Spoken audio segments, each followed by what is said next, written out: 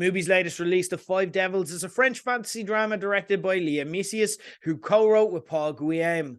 It's premiered as part of the director's fortnight last year in Cannes. Our main character, who's a child, Vicky, has a gift where she can revisit someone's memories by capturing their scent in a jar. Vicky's auntie, Julia, is released from prison and comes back into the lives of her and her family, so Vicky begins capturing her scent, and in doing so is exposed to some dark and secretive memories from her past. So it's kind of a play on the idea that smells transport you back to a memory. This was frankly a very weird little movie with a strange but not awful concept that unlocks the story with bags of potential.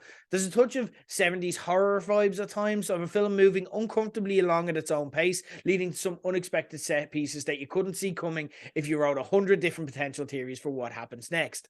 But at times, that's not necessarily a good thing, as it seems to reach the disgust or shock in a way that feels like a bit of overcompensation. There are scenes like where we watch the child main character just take a piss, or a graphic fight between two teenagers that sees one repeatedly spit on the other. They feel like they felt they needed to add something extreme to give it more punch, but it doesn't necessarily fit with the established tone. It's not a poorly acted movie. It just feels kind of cold at times. The cast don't really have the chemistry you need to buy into the dramatic swings that the script takes. It's also one of these films where nobody involved seems to have many redemptive features, so it's tough to actually invest in any of them. All told, The Five Devils is a fine, not awful, but totally missable movie. It's the kind of movie I had to make a concerted effort to pay attention to, though, and it didn't really grip me at all. I kept reaching for my phone and being like, no, you need to watch this, cop on.